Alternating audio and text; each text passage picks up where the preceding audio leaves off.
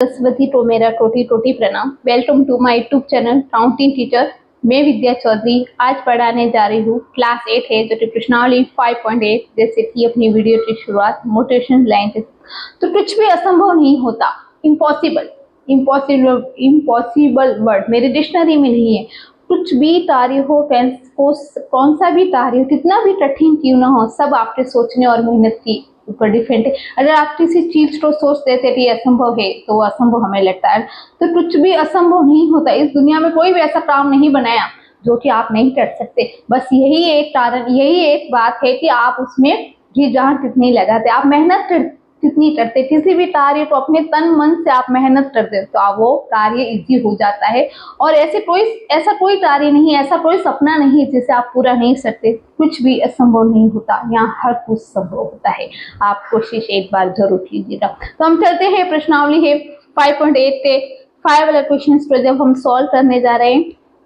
निम्न प्रतिरूप का अवलोकन कीजिए और रिक्त स्थान भरिए। ये जो यहाँ पर हमें संख्याएं दी रही है, वर्ग दिए गए, निम्न प्रतिरूप जो दिए गए प्रतिरूप का अवलोकन मतलब आपको देखना है और उसके अनुसार आपको क्या करना है, रिक्त स्थान भरना है। तो बहुत ही आसान है। चलो इसे किस तरह सॉल्व करते हैं मैं आपको बताऊँ रही। देखो यहाँ पर 11 है, ओके, यहाँ पर 11 है और हमें पता है 11 का वर्गमूल क्या होता है। क्या होता है 11 का वर्ग। इसका अर्थ मैंने पहले ही बताया था, 11 इंटू 11 बराबर 121 ये होता है। तो 11 इंटू 11 121 किस तरह है, वर्ग मतलब 11 को 2 बार लिखना है। तो 11 इंटू 11 1 2 ये हमें पता है, ये हमें यहाँ तक हमें पता है। लेकिन एक पैटर्न के अनुरूप यहाँ पर हम जिस तरह हमें प्रतिरूप दिया गया है उसका अवलोकन करते हुए हमें जो रिक्त स्थान दिया गया है वो भरना है। तो आप जरा ध्यान से देखना, यहाँ पर 1 कितनी बार आया है, 2 बार है। शून्य वगैरह नहीं है तो इसलिए हमने यहाँ पर क्या किया है, सेंटर में 2 लिखा है, 1 इस तरफ और 1 इस तरफ। अब यहाँ पर हमें देखना है, यहाँ पर हमें देखना है कि बीच में क्या है, शून्य है। बीच में क्या है, शून्य। और 1 जो है वो कितनी बार आया है, 2 बार आया, इसलिए हम 2 बार 20 तक जाएंगे। 2 कितनी बार आया है, 20 तक। आप सोच रहे हो यहाँ हम 20 तक नहीं रहे क्योंकि इनके बीच शून्य नहीं था, लेकिन इनके बीच शून्य है। तो आपको यहाँ पर क्या करना है, 20 तक चलना है और फिर वापस उल्टा करना है। तो देखो एक ये जो है 2 बार आया, तो 10 20 और 1, यह तक समझ में आ गया। फिर हमें यहाँ पर ध्यान देना है कि 1 कितनी बार आया है, 1 2 3, इसलिए देखो 10 20 30, फिर यहाँ से वापस उल्टा 20 और ये 1। यहाँ पर कितनी बार आए हैं वो आपको देखना है, 10 20। देखो 1 कितनी बार आए हैं, 4 बार, इसलिए हमें यहाँ तक चलना है, 40 तक चलना है। फिर हमें उल्टा करना है, 10 20 30 40, फिर उल्टा 30 20 और 20 के बाद 1। 10 नहीं लिखना है आपको, ओके। 10 20 30 40, 10 20 30 40 तक क्यों चाहिए, 4 बार है, 1 2 3 4, इसलिए 10 20 30। यहाँ पर 3 बार था इसलिए 30 तक गए। यहाँ पर जो है वो 1 4 बार है इसलिए हम 4 बार रहे और फिर हमने उल्टा करते 30 40 के बाद 30 और 20 और फिर 1। अब हमें यहाँ पर इस तरफ वर्ग वाली संख्या, वर्ग स्क्वायर वाली जो संख्या है वो लिखनी है। यहाँ पर हम कहाँ तक जाएंगे वो हमें देखना है, 10 20 30 40 और 50। इससे ये सिद्ध होता है कि 1 जो होगा, 1 वाली संख्या कितनी आएगी, 5 बार आएगी। 1 जो होगा वो कितनी बार आएगा, 5 बार आएगा। लेकिन सबके बीच क्या होगा, शून्य होगा, 3 4 और ये 5। सबके बीच में क्या होगा, देखो 1 2 3 4 और 5 और ये शून्य होगा, ये इस तरह शून्य होगा। देखो 1 2 यहाँ पर भी। तो ठीक इसी तरह हम यहाँ पर लिखते हैं कि हमें 5 तक जाना है, मतलब हमें 1 कितनी बार लिखना है, 5 बार लिखना है और इनके बीच में क्या आना है, शून्य करना है। और कितनी बार लिखना है, 1 को 5 बार। तो ये 1 बार हो गया, 2 बार हो गया, 3 बार हो गया, ये 4 बार हो गया और ये 5 बार हो गया और 1 2 3 4, बस इतना ही लिखना है हमें। 1 2 3 4 और 5 बार 1 हो रहे और शून्य 1 2 3 4 शून्य 4 आएगा और 1 जो होगा वो 5 बार आएगा, 1 2 3 4 5 और बस से स्क्रॉल लगा था। तो ये पैटर्न की तरफ था कि ये जो दिए गए हमें प्रतिरूप का अवलोकन करके हमने ये जो रिक्त स्थान था भरना था। तो कुछ नहीं था, बहुत ही इजी था। तो ये शून्य को ध्यान में रखते हुए यहाँ पर देख 8 पर मैं वापस बता दूं, यहाँ पर 2 थे इसलिए हम 20 तक गए। यहाँ पर 8 जो था 3 बार था इसलिए हम 30 तक गए और फिर उसे उल्टा कर दिया। यहाँ पर 8 4 बार था तो हम 40 तक गए और यहाँ पर जो था वो 50, मतलब 1 को 5 बार लिखना था। तो 1 2 3 4 5, तो ये हमारा आंसर आ गया है। तो आशा है आपको समझ में आ गया होगा। फिर हम चलते हैं इससे आगे। अब यहाँ पर हमें देखना है, ये भी कुछ इसी दिए गए प्रतिरूप का उपयोग करते हुए लुप्त संख्याओं को प्राप्त कीजिए। जो कि इनमें जो संख्याएं छुपी हुई है उन्हें हमें क्या करना है, उन्हें हमें ज्ञात करना है। तो बहुत ही आसान है और तीसरी संख्या पहली और दूसरी से संबंधित है। प्रतिरूप ज्ञात कीजिए। प्रतिरूप यहाँ पर जो खाली स्थान है वो हमें बनना है और तीसरी जो संख्या है, तीसरी संख्या पहली और दूसरी से संबंधित है। कैसे है वो मैं आपको बताऊंगी, लेकिन पहले यहाँ पर हम इसे समझ लेते हैं। देखो, इसे अगर आसान तरीके से करना है तो एक ट्रिक है। देखो यहाँ पर आप जब देखते हैं 8 2 और यहाँ आ रहा है 1 2, यहाँ पर 2 यहाँ पर 3, तो एक ध्यान देना, अगर 1 को 2 से गुना कर रहे हैं तो यहाँ पर कितना आ रहा है, 2 आ रहा है। 2 को 1 से गुना करने पर यहाँ पर 2 आ रहा है। 2 को 3 से गुना करने पर यहाँ पर 6 आ रहा है और यहाँ पर जो संख्या है वो वहां पर उससे एक संख्या ज्यादा यहाँ पर हमें लिखी गई है। पैटर्न के रूप से अगर इसे समझे तो यहाँ से एक संख्या जो यहाँ पर दी गई, पैटर्न इस तरफ से चल रहा है। फिर आगे क्या बताया, 3 और ये 4, तो 3 4 12, ये 12 है और बस 1 उसमें प्लस हो रहा है तो यहाँ पर 13। अब ठीक इसी तरह हमें भी क्या करना है, 4 और 5 पर क्या करना है, गुना कर देना है। ये आगे 20 और ये स्क्वायर कर देना है। और ठीक इसी तरह देखो ये आ रहा है 20, देखो सब में जो है यहाँ पर 7 है तो 6 आ रहा है, यहाँ 3 है तो 2 आ रहा है, यहाँ 21 है तो यहाँ पर कितना आएगा, 20 आएगा। ओके, अब ठीक इसी तरह से हम करते आए हैं 2 3 4 5, तो सीधी सी बात है यहाँ 6। अगर पैटर्न के रूप में तरह से देखे तो यहाँ पर हमें क्या आएगा, 6 आएगा। और अगर कौन सी ऐसी संख्या है कि 5 को ऐसी संख्या से गुना करे कि यहाँ पर 30 आ रहा है, तो यहाँ पर कौन सी संख्या ऐसी आ रही है, वो है 6। अगर इस तरफ से देखें तो अभी 6 आ रहे हैं और इस तरफ से भी अगर हम देखें कि 2 3 4 5 और 6। ओके, तो ये इस तरह से आ रहा है। फिर हमें यहाँ पर ध्यान देना है, ये 6 और 7, जिस तरह इन दोनों संख्याओं को गुना करते थे 30 आता, तो 6 और 7 को भी गुना कर देते हैं तो 6 7 42 और स्क्वायर।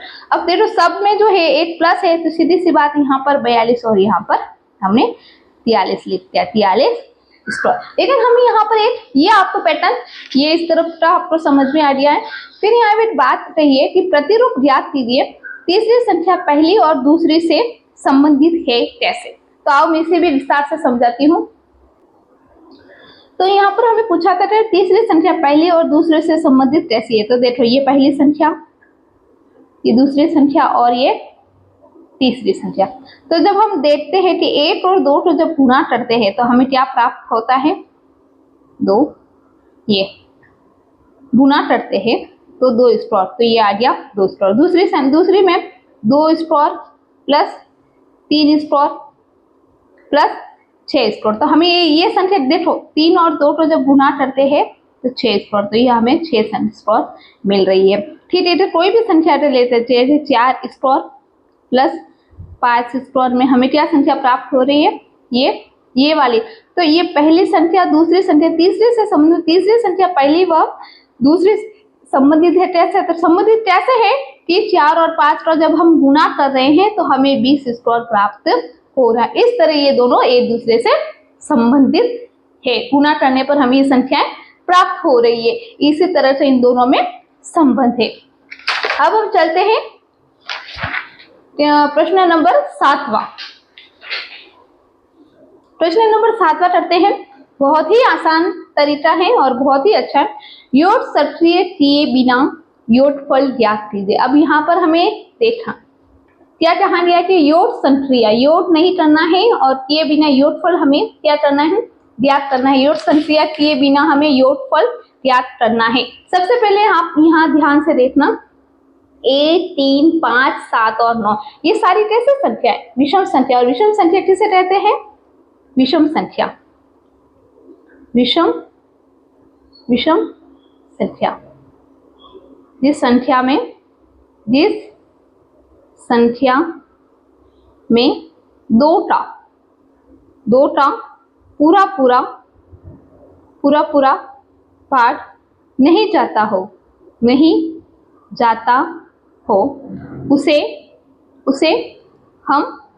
उसे हम विषम संख्या कहते हैं। उसे हम विषम संख्या, इतना सब आपको पता है, आप पहले से ही पढ़ते हैं। तो जैसे विषम संख्या कौन सी है? 1 हो गई, 3 हो गई, 5 हो गई, 7 हो गई, 9 हो गई, 11, ये सारी कैसी है? ये सारी कैसी है? विषम संख्या।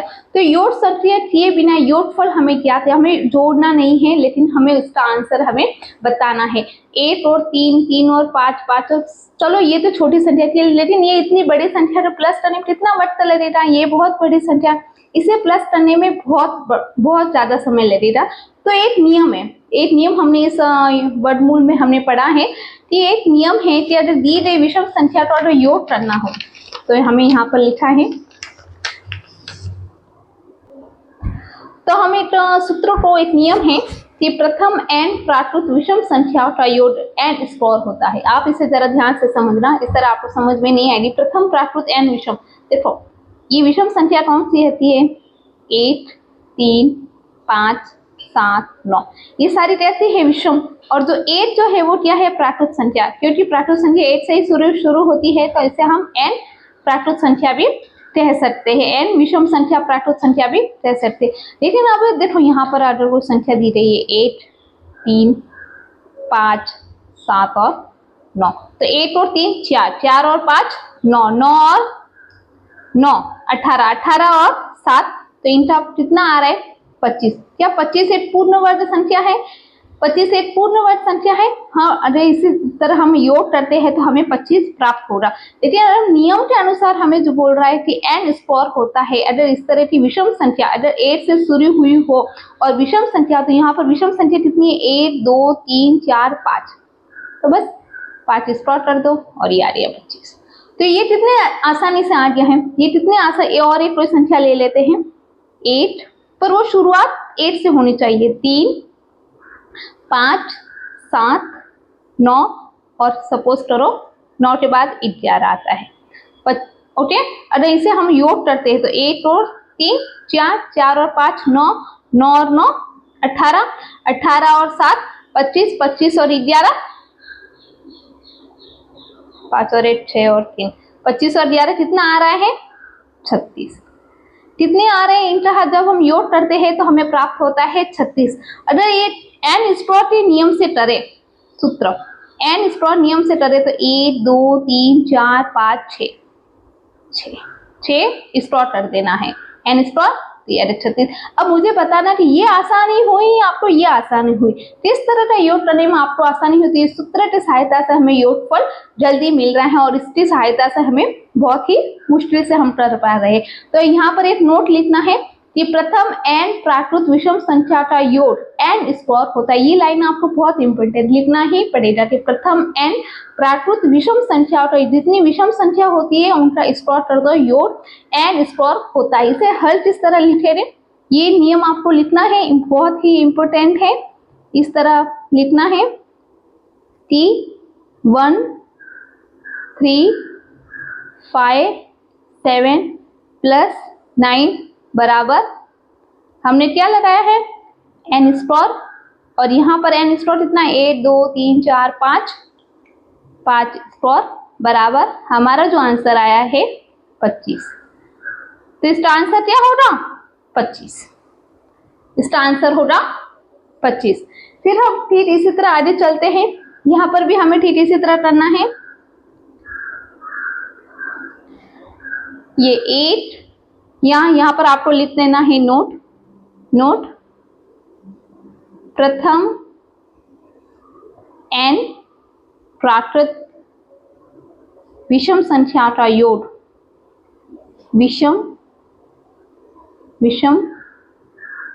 संख्याओं का योग n स्क्वायर होता है, ये लाइन आपको यहाँ पर लिखनी है, इम्पोर्टेंट है। और जहाँ n बराबर 1 2 3 4 5 6 7 8 9 10, वापस 1 2 3 4 5 6 7 8 9 और ये 10, तो 10। और क्या है नियम, n स्क्वायर बराबर 10 स्क्वायर बराबर 100। तो हमारा आंसर कितना आएगा, आंसर आएगा हमारा 100। ठीक इसी तरह नोट, प्रथम n प्राकृत विषम संख्याओं का योग n स्क्वायर होता है। ये आपको नियम है लिखना है, तभी आप इसे सॉल्व कर पाएंगे। तो n, हमारा n कितना हो रहा है, ये संख्या n का मतलब क्या होता है, विषम संख्याओं के अंक। या मैं लिख देती हूँ, n का मतलब होता है विषम संख्याओं के कुल अंक। n का मतलब क्या होता है, जितनी विषम संख्या, जैसे कि 1 हो गए, 2 विषम संख्याओं के कुल अंक 1 2, और फिर हमें जहां n बराबर, और सूत्र भी लिख सकते हैं या नियम भी लिख सकते हैं, n स्क्वायर। तो हमें कितना आ रहा है, 1 2 3 4 5 6 7 8 9 10 11 और 12। तो बस 12 स्क्वायर कर देना है, और 12 स्क्वायर तो हमें पता है कितना आता है, आप चाहे तो इसे सॉल्व कर सकते हैं। 12 गुना 12, 12 दूना 24, 12 एकम 12 और 4 4 1, तो हमें आंसर कितना आया, 144। आपको 20 तक की संख्याओं का वर्ग आना ही चाहिए, तो हमारा जो आंसर जो आ रहा है वो यहाँ पर आएगा 144। ये नियम आपको याद रखना बहुत ही जरूरी है, इस नियम के बिना आप इसे सॉल्व नहीं कर पाएंगे। अब ठीक है, आगे चलते हैं। इस तरह हमने यहाँ पर कर दिए हैं। फिर अब आगे चलते हैं, 8वें में क्या पूछा है कि 49 को 7 विषम संख्याओं के योग के रूप में लिखे। जो हमने किया था ठीक इसी तरह उसका उल्टा है। हमें 49 और 49 किस संख्या का वर्ग है, 7 है। विषम संख्याओं के योग के रूप में, जिस तरह ये हमें विषम संख्या दी गई थी, ठीक इसी तरह भी हमें यहाँ पर विषम संख्या लिखनी है। ये एक बार यहाँ भी हम नियम लिख देते हैं, तो आप भूले ना, इसलिए मैंने 49 को 7 विषम, इस बार हमें 7 विषम संख्याओं के योग के रूप में लिखना है, जिनका कि हमें क्या आना चाहिए, आंसर 49 आना चाहिए। चलो इसे भी और 7 विषम संख्या ऐसी नहीं तो होनी चाहिए, 5 होनी चाहिए, 6 होनी चाहिए, विषम संख्या कितनी होनी चाहिए, अतः हमें पता है 49 बराबर 7 स्क्वायर। इसलिए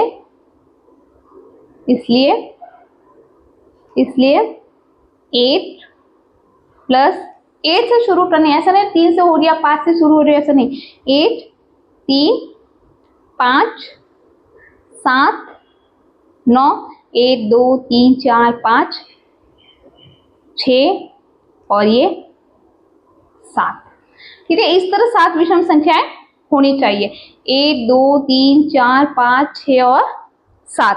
चलो इसे हम एक बार करते देते हैं कि हमारा आंसर 49 आता है क्या। चलो कर देते हैं, 1 और 3 4, 4 और 5 9, 9 और 9 18, 18 और 7 25, 25 और 11। चलो इसे रफ्तारी की सहायता से कर देते हैं, 25 और 11, 5 और 1 6, 2 और 3 36, और उसमें हमें कितना करना है, 13 करना है। ये 13 काउंट, 6 और 3 9, 3 और 1 4। तो बस हमें हमारा आंसर मिल गया। इसका मतलब हमारा जो आंसर है वो क्या है, सही है। यहाँ पर ये कर दो आंसर, ये हमारा क्या है, 1 3 5 7 9 11 और ये 13 हमारा ये है आंसर। फिर इसी तरह हम 11वें को भी करते हैं। 121 को 11 विषम संख्याओं के वर्ग के रूप में, योग के रूप में लिखना है। ठीक जिस तरह हमने यहाँ पर किया, ये नियम आपको इस तरह लिखना है, नियम लिखना है जिस तरह मैंने ऊपर लिखा है, वो नियम आपको यहाँ पर लिखना है। ऊपर दिया गया है, आपको लिखना है, ऊपर दिया गया है जो नियम है वही आपको वापस लिखना है। अतः 121 बराबर 11 स्क्वायर होता है, और हमें इसलिए हमें कितनी विषम संख्या लिखनी होगी, 11 विषम संख्या लिखनी होगी। तो चलो हम लिखते हैं इसे।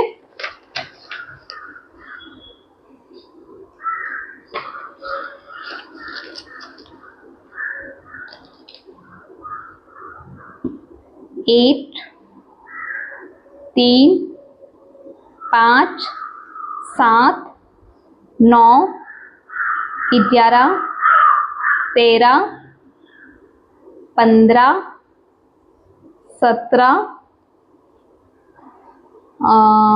19 कितनी हुई?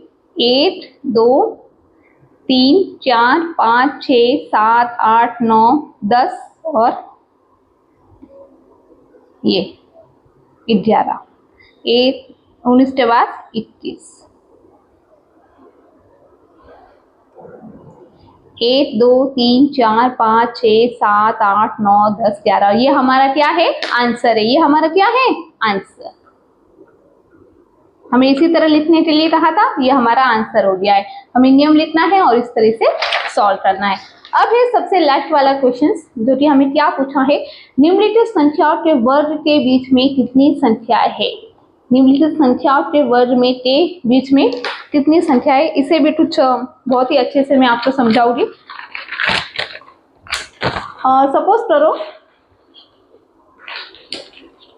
सपोज करो कि ये संख्या है। अब आपको यहाँ पर ध्यान से देखना है कि निम्नलिखित संख्याओं के वर्ग के बीच में कितनी संख्याएं है? 12 और 13 के बीच में कितनी संख्या? 12 स्क्वायर व 13 स्क्वायर के बीच में कितनी संख्याएं? सबसे पहले अगर मैं आपको कह दूं 2 स्क्वायर व 3 स्क्वायर के बीच में कितनी संख्या, तो आप क्या कर रहे थे? 2 दूनी 4 और 3 3 9। फिर इन दोनों के बीच में 5 6 7 8। तो हमें कितनी संख्या मिल रही है? 4 संख्या मिल रही। कितनी संख्या मिल रही?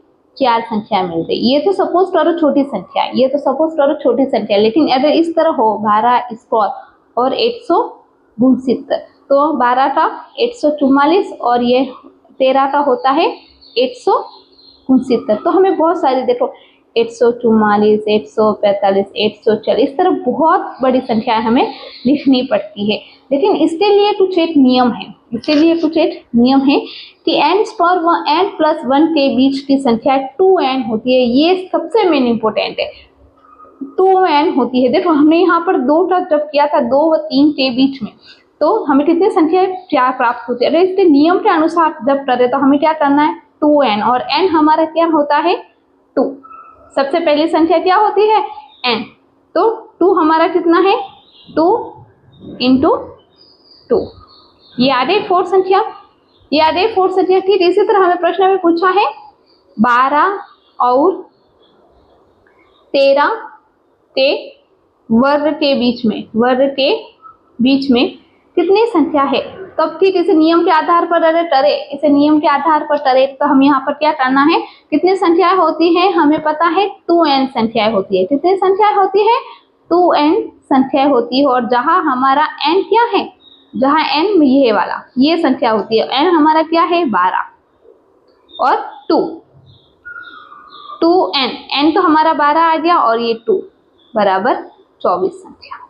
तो हमारा आंसर कितना आएगा? 24। लेकिन अब इसे करना कैसे है, आओ उसे समझते हैं।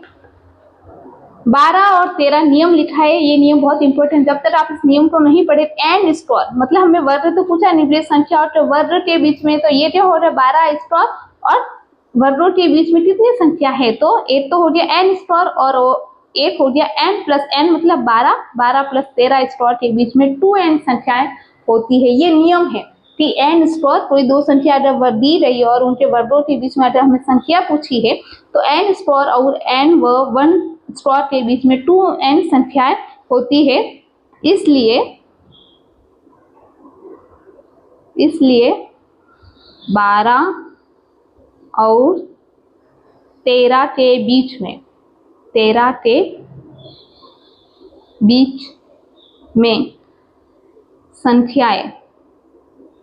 संख्याएं 2n बराबर 2 का 2, n कितना है? ये 12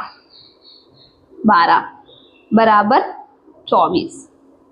ये हमारा क्या है? इसका आंसर है। ये हमारा क्या है? आंसर 24 संख्या आंसर। किस तरह आया है? सब और एक बार मैं आपको बता दूं, नियम है n स्क्वायर व n प्लस 1 स्क्वायर के बीच में 2n संख्या होती है। जो आंसर हो कितने संख्या होते हैं? कितनी संख्या होगी? 2n, और n हमारा क्या हो रहा है 13 नहीं रखना है, तो पहली वाली संख्या रखनी है जो कि हमें पूछा गया है, तो 12 × 13। तो ये नियम वापस आपको यहाँ पर भी हम लिख देते हैं।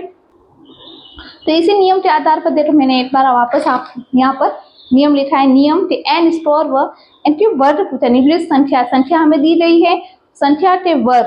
तो वर्ग क्या होता है, इसी तरह होता है, वर्गों के बीच में कितनी संख्याएं हैं।